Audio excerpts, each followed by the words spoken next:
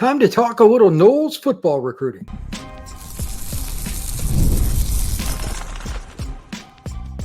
You are Locked On Seminoles, your daily podcast on the Florida State Seminoles. Part of the Locked On Podcast Network, your team every day. Welcome back into Locked On Seminoles. I am your host, Brian Smith. Thank you for making this your first listen each and every day. I truly appreciate you stopping in to talk some Noles football with me. Today's show is brought to you by FanDuel.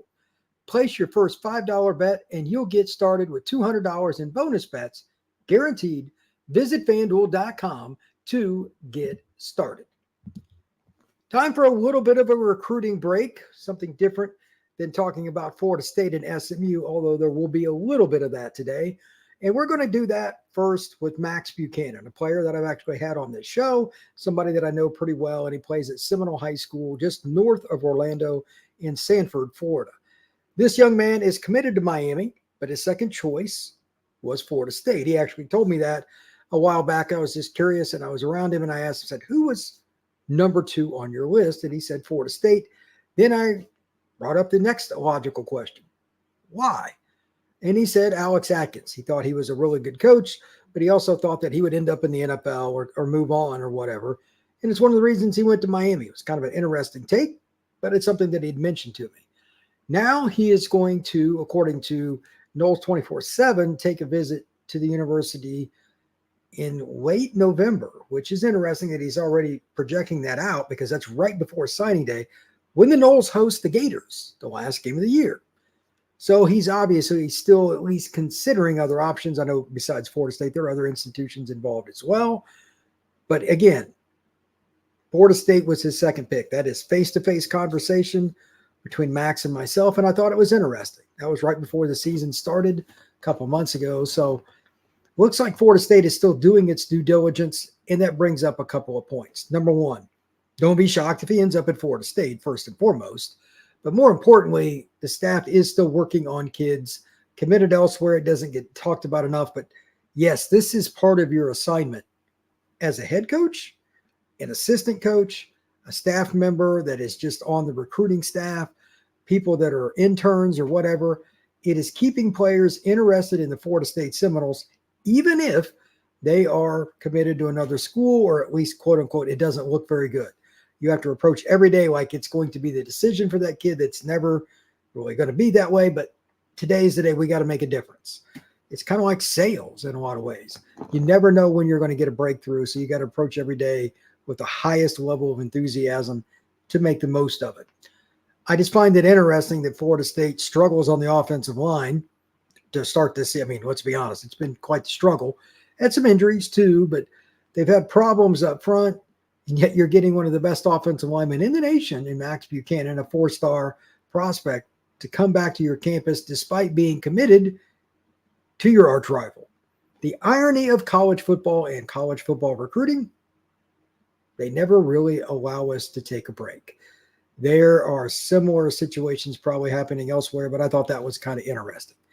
Also, do not be surprised when you hear about other players taking visits to Florida State committed elsewhere over the next 6 weeks or so as we get close to the end of the season. There are going to be a lot of players that are going to make sure they're getting the right spot for them because, and I will talk about this a little bit later on in the show, with these players, quote unquote, suddenly redshirting around college football to preserve a year of eligibility, transferring this and that, a lot of these high school commits are trying to project which teams are going to take a portal guy at their spot, etc. You know, depending how much eligibility they have, what they think might happen, there's a lot of guessing. Guessing is bad, but that's what recruits and oftentimes parents are going to do. So you're going to see them hedge their bets. Kids committed to Florida State or committed to a rival will probably take a visit just to make sure, for whatever reason, if the school they were originally committed to, if it doesn't look very good for that situation at the end of the cycle, meaning November to early December, this year's National Signing Day, by the way, December the 4th, they're going to have another option besides the school they're already pledged. I get it. It's awkward, though, for the schools, but everybody tries to one-up each other. So there you go. Final point on recruiting before we move on to the next segment. Florida State is still in the midst of recruiting the class of 25. I know you understand this. That's the seniors. It is vital from now until the end of this football season that Florida State gets as many underclassmen on campus as possible to be around the vibe that is Florida State football. Winning, losing, whatever. You must get them on campus as many times as possible. I talk about this throughout the year, especially in the spring for, like the spring game, practices, the summer camps, unofficial visits. It's about volume. It's, again, like sales. The more calls you make, the more likely you are to be successful, statistically speaking. So with that being stated, Florida State needs elite players from South Georgia, South Alabama, Atlanta, Orlando, Miami, etc., constantly coming to Tallahassee. And I know a lot of fans are like, why would they visit? They're 1-3. Recruiting is different. It's about building relationships. It's about bringing young men on campus with their parents because the fit might be right. And you sell the vision for the future, not what's happening because DJ's at quarterback. I know fans don't look at this quite the same, but this is how it works. If Florida State wants to climb back up the mountain, they got to recruit better. The class of 26, the class of 27, those classes, you got to recruit them just as hard as you do the class of 25, the current seniors. So with that, I'm going to head into the next segment. We're going to talk about some other young players for Florida State. And I'm going to tease this a little bit, but out of the young guys, freshmen and sophomores that have, been talked about by Mike Norvell, which one, or maybe a couple, do you think deserves more playing time and or you're just anxious to see them? That's next on Locked On Seminoles. Hey, NFL fans, if you can start the season with a big return on FanDuel, America's #1 sportsbook, why wouldn't you do it? So when you get a hunch in the middle of a game, you can check out the latest stats, view live play-by-play, and so much more on the same page where you place your bets. You'll get started with $200 in bonus bets guaranteed when you place your first $5 bet. That's FanDuel.com.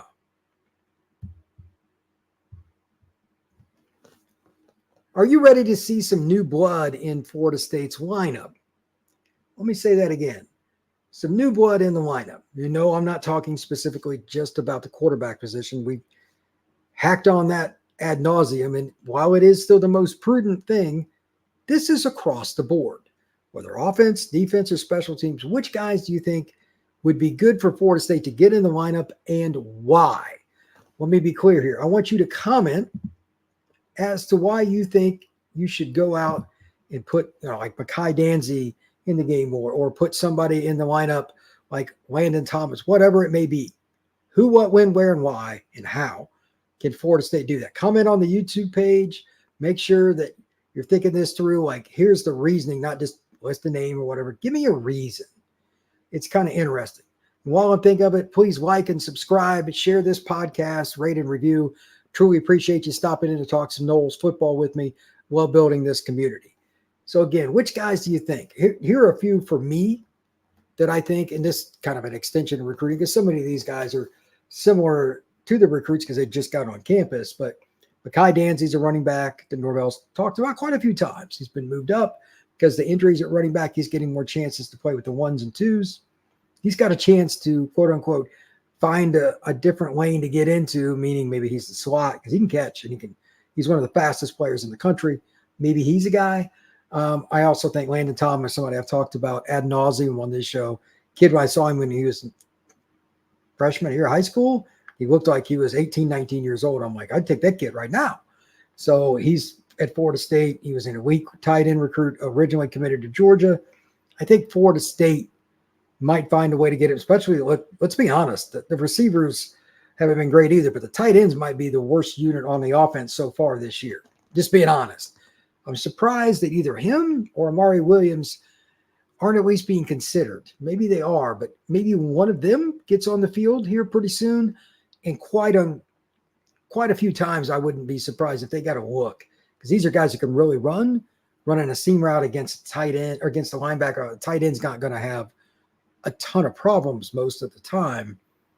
I think you could see that. They tried it with Morlock and whatnot. It's just not been on the same page for the most part with DJ. Hopefully he comes out of the funk he's in with catching the football, but They have to use the tight ends a little more, and they got 2 excellent freshmen. So let's see if they use them. Then I'm not going to say which one because I'm not at practice, and I love the receivers that they brought in for the class of 24, Elijah, etc. They have enough of them. One of them surely, because the wide receiver group for Florida State, the upperclassmen, are struggling mightily. Wake Benson, Hakeem got a start last week. They're not on the same page with DJ for whatever reason. It's pretty obvious. I don't know if you play a receiver because that's a bunch of reps and timing. That's hard. But at the same time, I mean, they've struggled so much at receiver, like the outside guys. Jakai's been very good at the slot.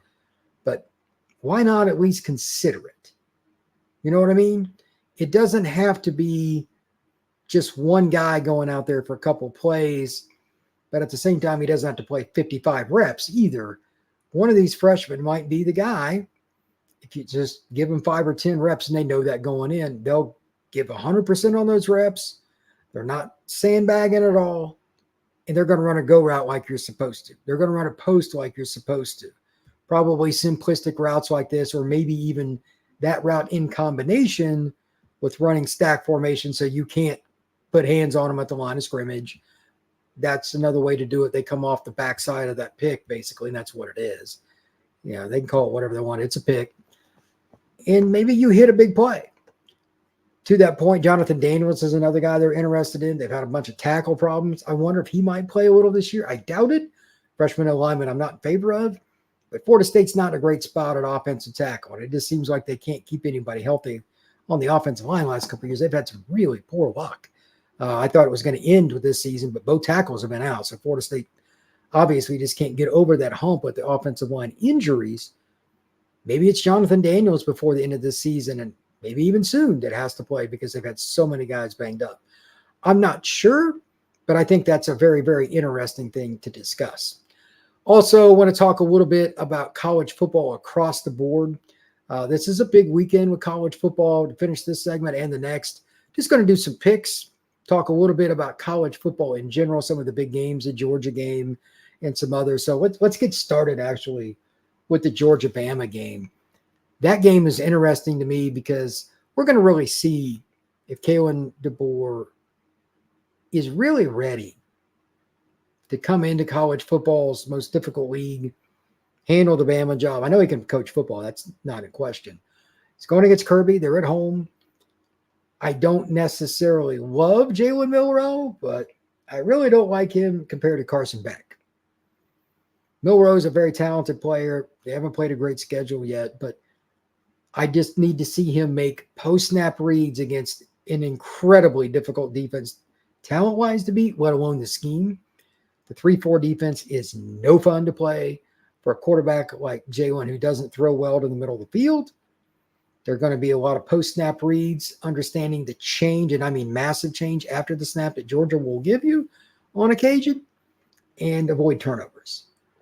Even though Bama is at home, even though they're at home, I can see a scenario where this game is Georgia leading throughout because Milroe will have the one absolute, unequivocal, colossal mistake, a pick six, a strip sack fumble, not going out of the pocket and running like he should, trying to throw it because he is a preferred passer.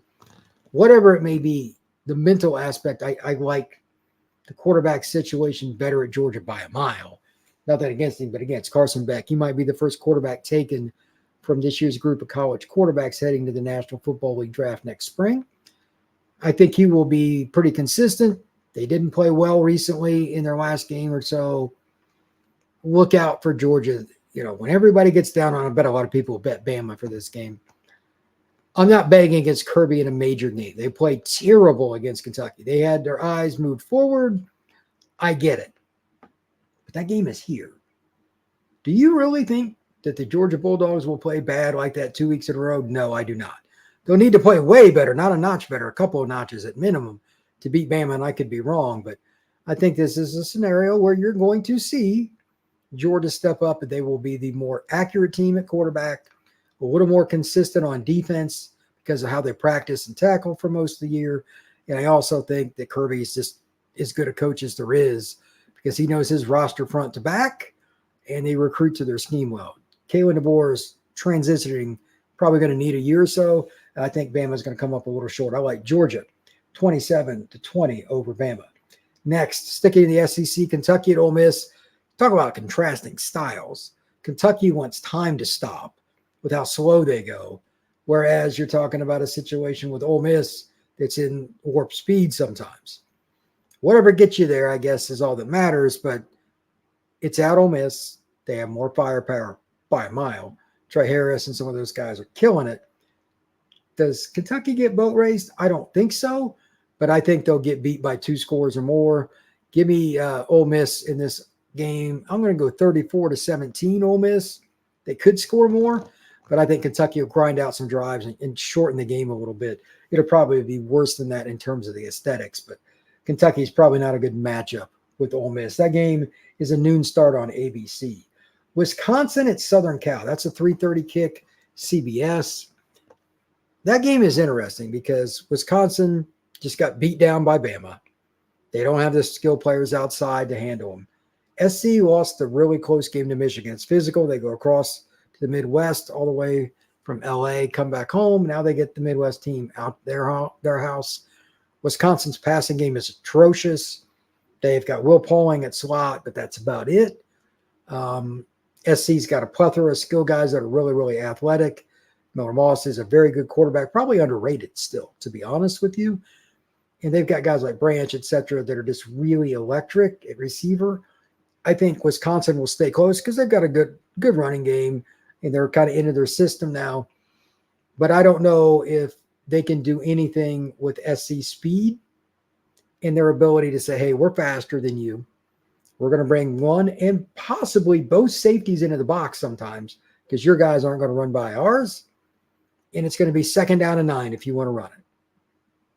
Dare you to throw the ball on 1st down. And I'm not talking screen. Drop back and throw it. Wisconsin lost Tyler Van Dyke. I don't know how much that hurts him. He's terrible. But he's out for the season with an injury. Do they have a quarterback at Wisconsin that can really beat you? Probably not. Unless SC turns it over at least 2 more times than Wisconsin does, look for SC to win this game. Again, that's 3:30 on CBS. I think SC wins pretty handily. That could be like 38-17. I just don't think Wisconsin can score with them. They don't have the skill talent. They don't have the depth on the D-line. Give me the Trojans big.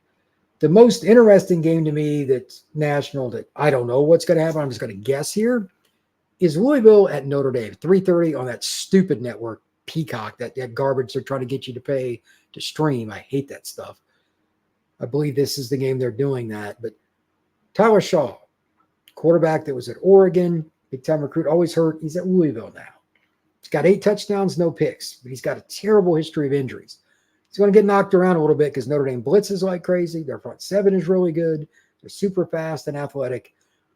But their passing game on the other side of the ball, although Riley Leonard's a phenomenal runner, is pretty terrible. They had the Boo Birds out at Notre Dame Stadium last week when they were down in the middle of the second quarter to Miami of Ohio. Florida State would be in a similar situation, I'm sure, with quarterback right now because it's not working well, but DJ can't run or pass. At least Riley Leonard can run. I think it's going to be an interesting game, but give me Louisville. I could be wrong on this. Notre Dame's top 3 rushers are all averaging 7 yards a carry or more. That's ridiculous, by the way. But they stink. They stink at passing the football. I think Louisville has enough talent at DB. They can at least man up part of the time. If they mix their scheme up, I'm not confident with their defense coordinator from what I've heard. But at the same time, they can at least be somewhat there. And to be honest, Riley Leonard was missing layups in the last game, like some short throws they dinged up for him. Wide open guys and missing, not by a few inches, like a mile. He's got the yips. I think Louisville is going to get a game on the road, and it's going to be some heavy talking going on about Marcus Freeman. That's what I think. We'll come back and finish up with the predictions around week 5 of college football here on Locked on Seminoles.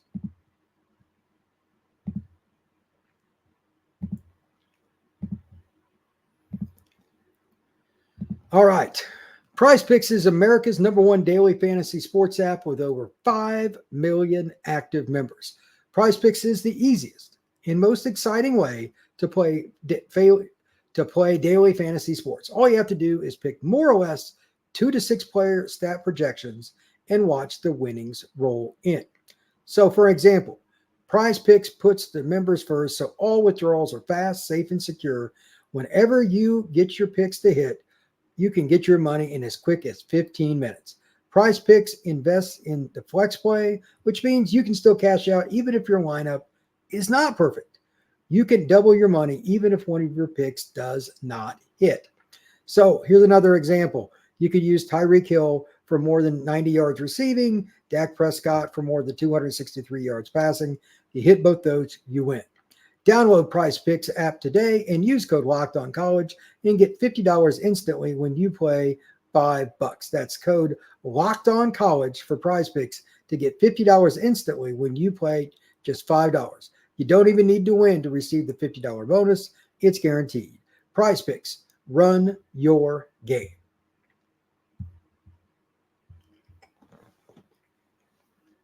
All right, next up on the list. This is an interesting game because there's so much hype around him. I really don't know what to think about Deion Sanders in Colorado. That was a weird finish last week with them and Baylor, by the way. Baylor's for the love of mankind.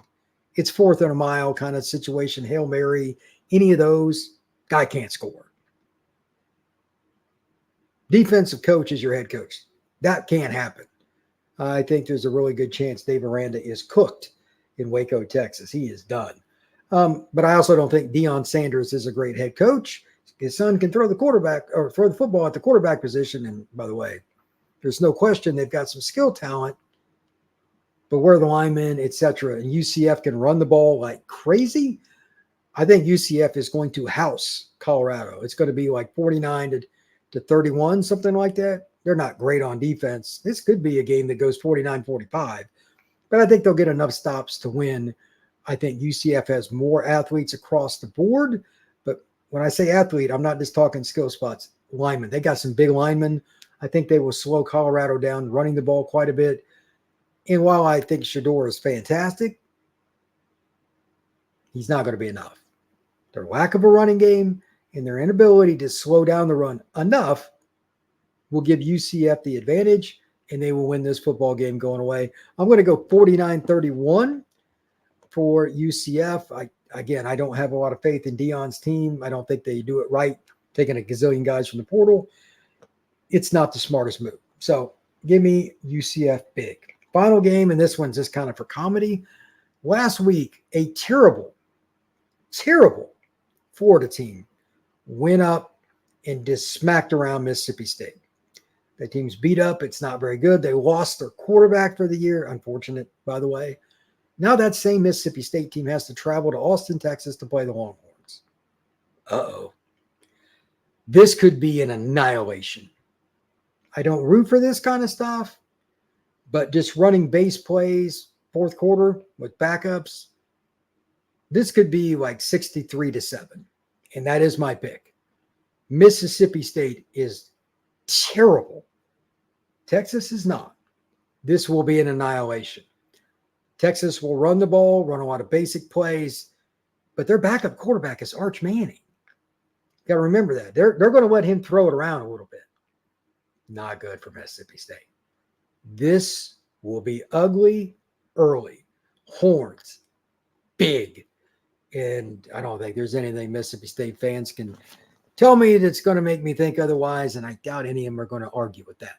Once again, I appreciate you stopping in to Locked On Seminoles to talk a little Noles football and college football with me today. Appreciate that very much. Come back and see me every single day whenever you can. Also, when you get done with this, check out Locked On College Football with my guy Spencer McLaughlin. All the other games around the leagues, injury updates about stuff like the grant rights, everything else that's going on in college football. Check out Locked On College Football. Everybody have a great one, and I will see you on Friday for predictions on the SMU and Florida State game.